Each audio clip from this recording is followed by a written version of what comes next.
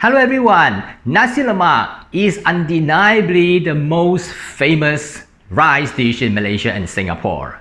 In this video, I want to show you how you can prepare it at home and along with those common accompaniment that is served with Nasi Lemak. That's the Sambal, the Malaysian chili paste, the fried anchovies and groundnuts.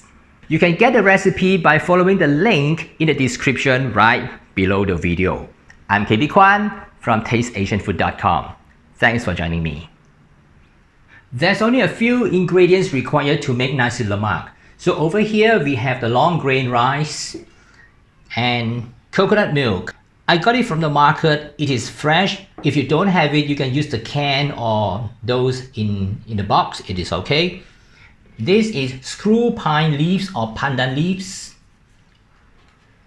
A bit of chopped onion, chopped ginger, a piece of bashed lemongrass, some salt to season, and lastly, this is fenugreek. In our Bahasa Malaysia, our Malay language, we call it halba, H-A-L-B-A. This is optional, but I always like to include this in my recipe to make it special. Rinse the rice with water a few times and then drain. Then we add all the ingredients that I mentioned just now: chopped onion, ginger, some salt to season, the bashed lemongrass, the fenugreek, and the pandan leaves. Tie a knot. That's easier to put it in. Now let's measure the liquid we need to use to cook the rice. So first we put the coconut milk into the bowl, which is about 134. It's not enough. I also want to substitute part of the water with some of my stock that I have to make it more tasty. So let's put in my stock. Now I top up with plain water to make it until 435. The total amount of liquid we need is 1 3/4 of the weight of the rice.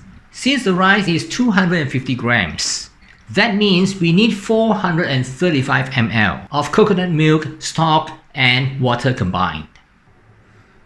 Pour the mixture of coconut milk, water, and stock to the rice. Give it a stir.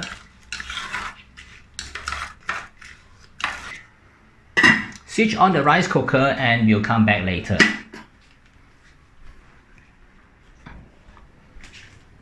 The rice is ready now. Let's take a look. Wow.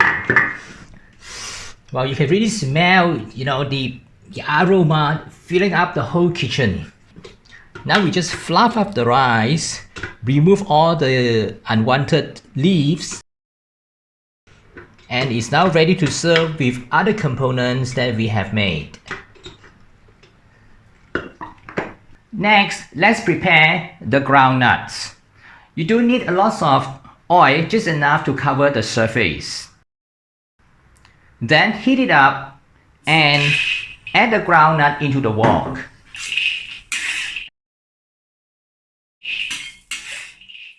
Stir fry it slowly over low heat until it turns aromatic and the color turns a little bit darker.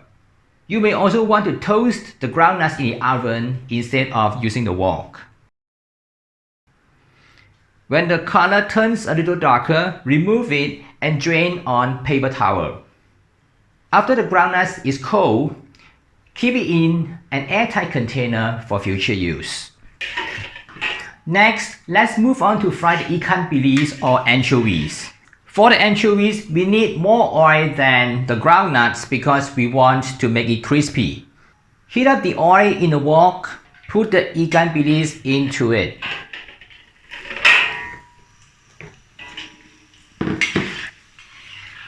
It will take a few minutes until the anchovy become crispy.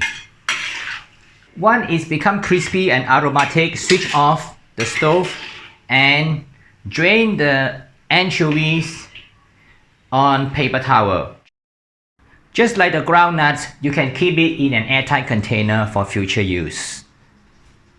Now we move on to prepare the sambal, that is the chili paste for Nasi Lemak. So we have a few ingredients. The first one is the dry chili. Cut the dry chili into short pieces. Remove the seeds as many as you can, as we want to blend the dry chili. It's not going to be nice if it is inside the final chili paste. I've cut the dry chili into short pieces and removed most of the seeds. But now it is very hard and it's difficult to blend. So what I'm going to do is I'll put this dry chili into a pot of boiling water. Let it cook for about 5 minutes to 10 minutes until the dry chili turns soft so that it is easy to blend with other ingredients. Once the dry chili has turned soft, switch off the stove and remove it and drain on a colander. I prefer to pick it up with a pair of tongs rather than pour everything into the colander, because I do not want to pick up the seed and I only want the chili. In this recipe, I'm also using the fresh red chili in addition to the dry chili, because both have different flavor and I want to get the best of both. So for the fresh red chili, I also cut it into short pieces, remove the seeds for the same reason, just like the dry chili. Red chili, it is quite soft, just straight away we can put it into the blender. Besides the chili, we also want to add some onion and garlic to make the chili paste. Here we have some dry shrimp. 4 tablespoons of dry shrimps over here, soak in water for about 20 minutes to soften it. So now we're ready, we have all the ingredients, and now let's move on to blend the chili paste. Blend the garlic and the onion separately from the chili, because I want to caramelize the onion first before we add the chili, and add some oil to facilitate blending.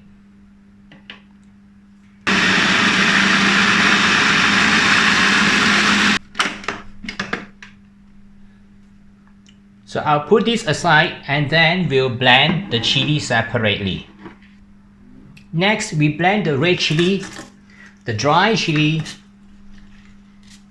and the dry shrimps together. Of course, add a little bit of oil to facilitate blending.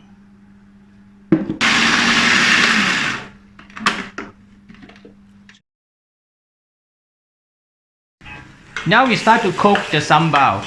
Add the garlic, onion paste into the wok. You can use a pan too. Saute it until it turns aromatic and the color turns a little bit dark. After about 8 minutes, the quantity has been reduced substantially and it starts to develop a very nice flavor, very aromatic.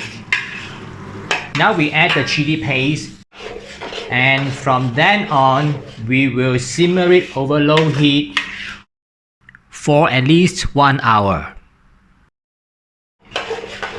You may need to add a little bit extra oil. Don't be afraid of oil. We need lots of oil for making a good sambal. While we are simmering the sambal, we still need to prepare 2 more ingredients. The first one is palm sugar.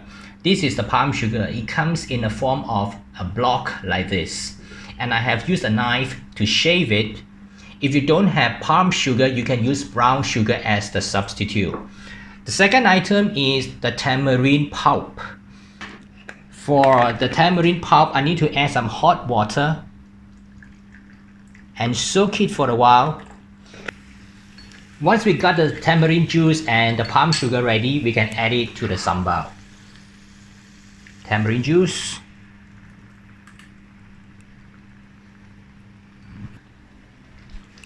and the palm sugar.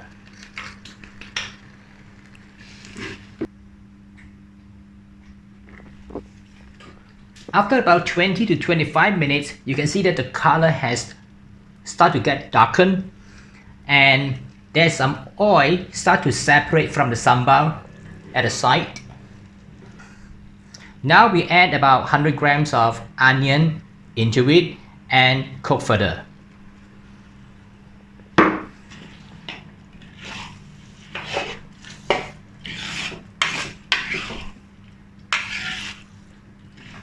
You can see the oil is well separated from the sambal. Let's season it with some salt.